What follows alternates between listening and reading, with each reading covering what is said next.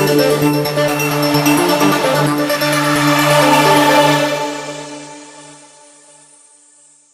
Pak, 3 kali sama ini.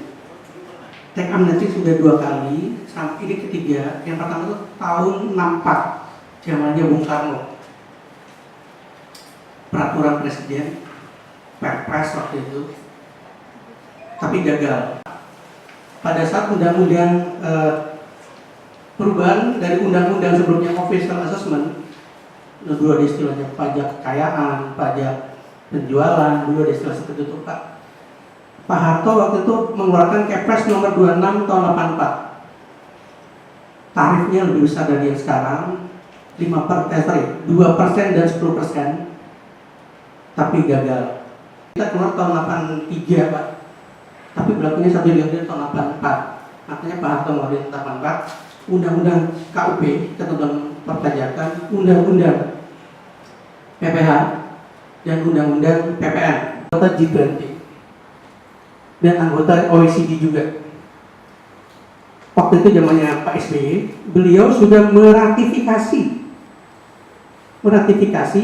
akan keterbukaan informasi, keterbukaan bank for tax matter. 2018 per 1 Januari 2018 setiap bank harus memberikan data apabila diminta pajak. Nanti mungkin Bapak dari BI lebih tahu lah. Karena setahu saya nanti sedang ada revisi undang-undang perbankan, betul Pak ya? Mungkin salah satu pertimbangan mungkin yang sudah disampaikan oleh Pak Adi juga dari sisi fiskalnya seperti itu, sehingga kita juga melihat potensi memang ada beberapa yang kita tengarai, ada aset-aset yang selama ini ada di luar.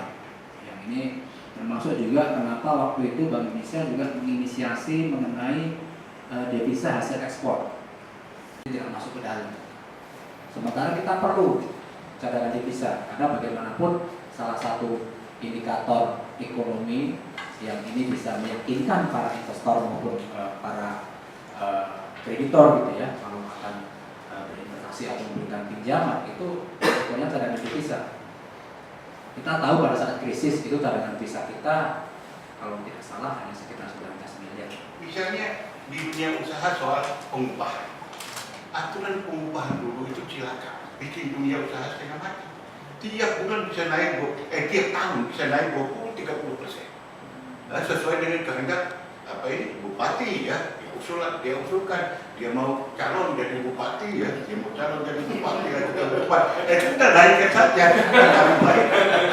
Bukan dia yang bayar dunia usaha. Kita kalian semua, kita kan Jokowi, Pak Jokowi.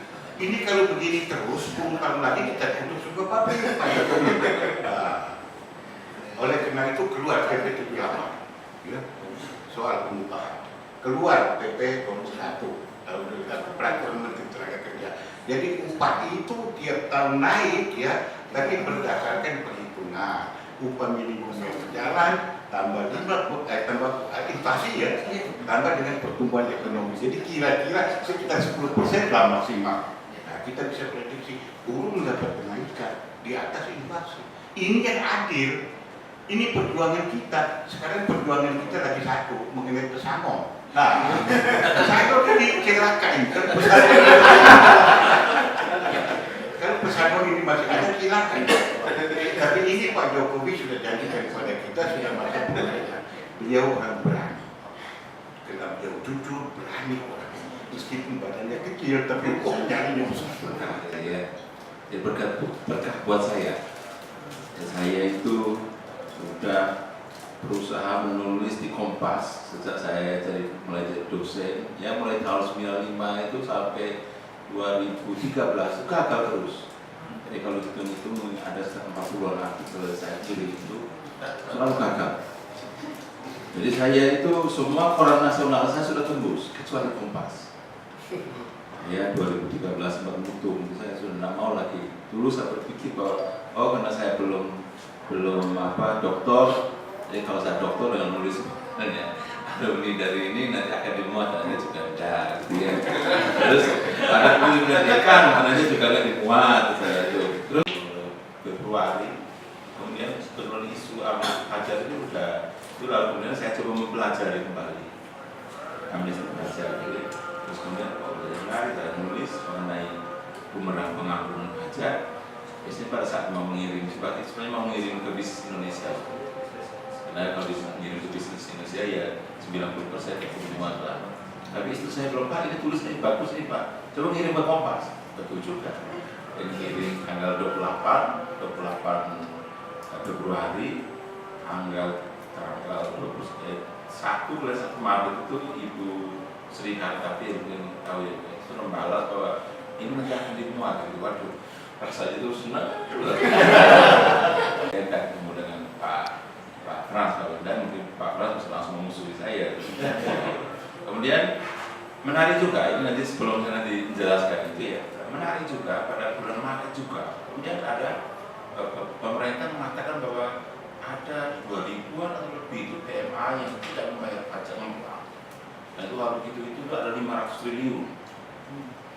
Ada 10 tahun terakhir ternyata mereka menggunakan teknik alokasi yang juga sangat cerdas, dan itu sebenarnya tahun 2005-2006 sudah saya deteksi dalam riset saya itu ya.